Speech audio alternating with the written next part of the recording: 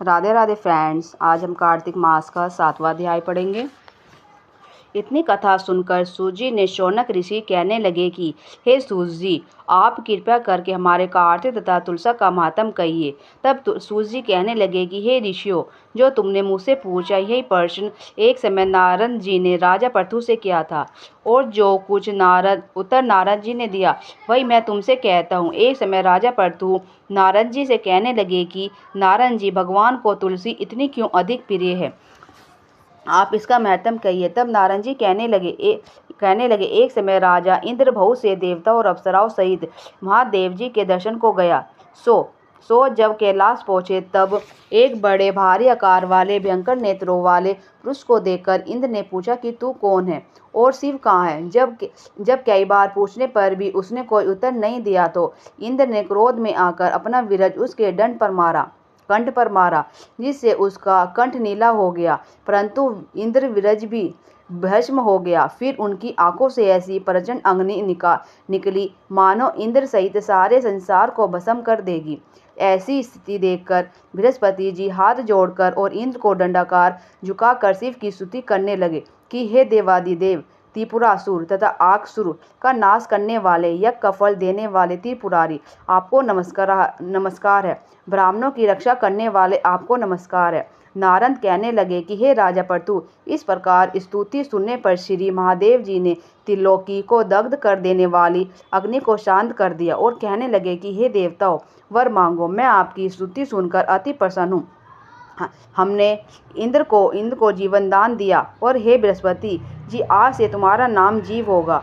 बृहस्पति जी कहने लगे कि यदि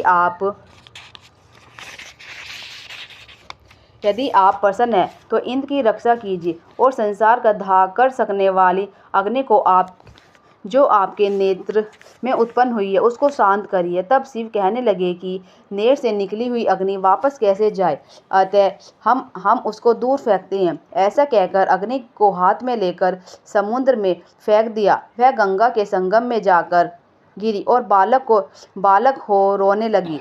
उसके रोने के शब्द से पृथ्वी कांपने लगी तथा सातों लोग बहरे हो गए। ऐसा आश्चर्य देखकर वहां पर आए हुए ब्रह्मा जी समुद्र की गोद में बालक देखकर आचार्य से पूछने लगे कि यह बालक किसका है। समुद्र ने बड़े आदर से बालक को उठाकर ब्रह्मा जी की गोद में दे दिया और कहने लगे कि यह मेरा पुत्र है। मेरा पुत्र गंगा से उत्पन्न हुआ है। आप इसके जात कर्म कराइए। फिर इस बालक ने ब्रह्मा जी की दाढ़ी पकड़कर इस तरह मरोड़े कि ब्रह्मा जी के नेत्रों में आंसू आ गए। किसी प्रकार दाढ़ी छूटी तो ब्रह्मा जी ने कहा कि इसने हमारी आंखों से जल निकाला है, अतः इसका नाम जालंधर होगा। परंतु यह शिव के अतिरिक्त और किसी के हाथ से नहीं मरेगा, परंतु यह शिव के अंश से ही उत्पन्न हुआ है। यह अभी युवा हो जाएगा। तब ब्रह्मा जी शुक्राचार्य को बुलाकर और उसका राज्य अभिषेक कराकर अंतर्ध्यान हो गए। तब समुद्र ने काल नेमी की कन्या विनंदा के साथ उसका विवाह कर दिया, जो कि पतिव्रता में सबसे प्रथम और अति सुंदर थी। परम सुंदरी विनंदा के साथ विवाह कर जालंधर अति प्रसन्नता से दिन बिताने लगा। जब जालंधर घर से जाता तो विनंदा अपने हाथ में पंखा जलती।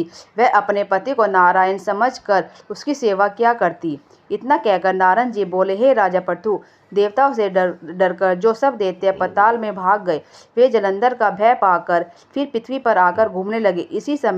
उसी समय जालंधर ने कटे सिर राहु को देखा तो उसने शुक्राचार्य से इसका कारण पूछा। तब शुक्राचार्य ने समुद्र मंथन तथा देवता द्वारा रत्नों के हरण की कथा सुनाई। इस प्रकार इस पिता का मंथन और देवता का अनादर सुनकर जालंधर ने क्रोध में आकर धस्मर नामक वाले दूत को बुलाकर सुधर्मा के पास भेजा। वह सभा में जाकर अभिमान पूर्वक इंद्र को नमस्कार न करके कहने लगा कि हे दैत्यपति, जालंधर ने जो कुछ कहा है वह सब तुम सुनो। हमारे पिता का मंथन करके जो तुमने रतन की है उन पर तुम्हारा कोई अधिकार नहीं है, अतः वे रतन हमको वापस कर दो। घसमर के ऐसे वचन सुनकर इंद्र भय और विस्मय से कहने लगा कि समुद्र सदैव हमारे शत्रु दानवों की रक्षा करता है, अतः हमने उसको भयंकर रतन दी है, इसीलिए उन पर दैत्यों का कोई अधिकार नहीं है। दूत ने ये सब समाचार जालंधर से जाकर कहा तो वह अत्यंत क्रोधित हुआ और देवताओं को जीतने का उपाय सोचने लगा।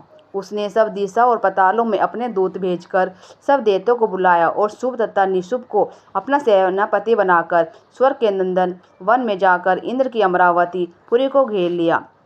तब तब देवता भी शुद्ध युद्ध के लिए बाहर निकल आए और अनेक प्रकार की शास्त्रों से देवताओं तथा दैत्यों का युद्ध होने लगा। वे सब एक दूसरे को मार मार कर गिराने लगे। सब तरफ रुधिर होने लगा। मरकर गिरे हुए घोड़ों और हाथियों से पृथ्वी भर गई। इधर युद्ध में मारे गए दैत्य को शुक्राचार्य अपनी संजीवनी विद्या से जीवाने लगे। उधर बृहस्पति जी द्रोणाचल की दिव्य औषधियों द्वारा देवताओं को जीवित करने लगे। उधर जब देवताओं के जीवित होने का वृत्तांत दैत्यों ने शुक्राचार्य से जाकर कहा तो जालंधर दैत्यों ने अपने अनुचरों को द्रोणाचल पर्वत को समुद्र में फेंक देने का आदेश दिया। तब दैत्यों ने द्रोणाचल पर्वत को उठाकर समुद्र में फेंक दिया और फिर आकर संग्राम करने लगे। तब देवताओं को जीवित करने के लिए औषधि लेने बृहस्पति को द्रोणाचल गए तो दिव्य पर्वत को ना देखकर देवताओं को दैत्यों के द्वारा निरंतर संहार करते देखकर वे घबरा कर कहने लगे कि हे देवताओं, सीधे यहाँ से भागो। यह दैत्य शंकर के अंश से उत्पन्न हुआ है, अतः वह तुमसे नहीं मरेगा। गुरु की यह बात सुनकर देवता भय के मारे दसों दिशाओं को भागने लगे और जालंधर दैत्य ने जीत के नगारे बजाते हुए देवों की अमरावती नगरी में प्रवेश किया। सब देवता भय के मारे सुमेरु पर्वत की कंदराओं में जाकर छिप गए। सब देवों के भाग जाने पर जालंधर इंद्र की पूरी अमरावती शुभ निशुभ के अधिकार में सौंपकर स्वयं देवताओं का पीछा करने के लिए सुमेरु पर्वत की ओर गया। इंद्रादि सब देवता जालंधर को फिर आता हुआ देखकर भगवान विष्णु की स्तुति करने लगे। बोले हे मचकच, यदि अनेक रूप धारण करने वाले भक्तों के दुखों का नाश करने वाले सारी सृष्टि का पालन तथा संहार करने वाले शंखचक्र गदा और पद्म को धारण करने वाले आपको नमस्कार है। भगवान विष्णु देवताओं की स्तुति सुन उनको दुखी जानकर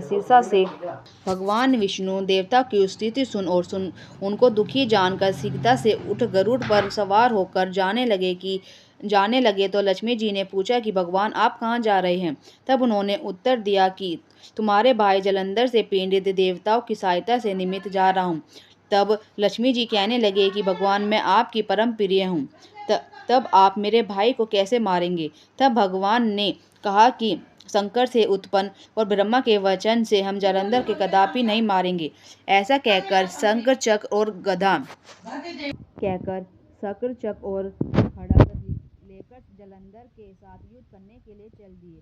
जिस समय भगवान युद्ध करने के लिए गए तो बहुत से दैत्य गरुड़ के पंखों के वेग से ही मारे गए। पवन से पीड़ित दैत्यों को देखकर जालंधर को अत्यंत क्रोध आया और वह भी विष्णु के सम्मुख युद्ध को आया। उस समय भगवान विष्णु और जालंधर दैत्य का महाघोर युद्ध हुआ। आकाश मेघों की तरह बाणों से ढक गया। तब भगवान ने जालंधर के ध्वजा, छत्र, घोड़े और धनुष सब अपने बाणों से काट डाले। जालंधर ने भी गरुड़ के मस्तक पर गदा मारी, जिसने गरुड़ को मूर्छित कर दिया। भगवान ने उसकी गदा को अपनी तलवार से काट दिया। फिर दोनों का मल्ल युद्ध हुआ। जालंधर ने भगवान की छाती में मुक्का मारा। उस समय भगवान और जालंधर के इस घोर युद्ध को देखकर सारा संसार भयभीत होकर कंपायन हो गया। तब भगवान विष्णु ने कहा कि हे दैत्यराज, तुम्हारा और तुम्हारा युद्ध ठीक नहीं, क्यों तुम लक्ष्मी के भाई को। तब जालंधर ने कहा यदि आप प्रसन्न हैं तो मुझे यही वरदान दे कि लक्ष्मी जी के तथा अपने गुणों सहित आप मेरे घर में वास करो। अवस्तु ऐसा ही कहकर भगवान लक्ष्मी सहित जालंधर नगर में चले गए। तब जालंधर देवताओं के स्थान पर सब दैत्यों को नियुक्त करके जालंधर नगर में निवास करने लगा और देव, गंधर्व, किन्नर, यक्ष आदि के पास जो भी रथ थे वह सब अपने अधिकार में करके निशुंभ को शासन करने के लिए पाताल में भेज दिया। वहाँ उसने शेषनादी नागों को वश में कर लिया। इस प्रकार जालंधर देव, यक्ष, किन्नर, गंधर्व और मनुष्य सबको अपनी प्रजा बनाकर पुत्र समान तथा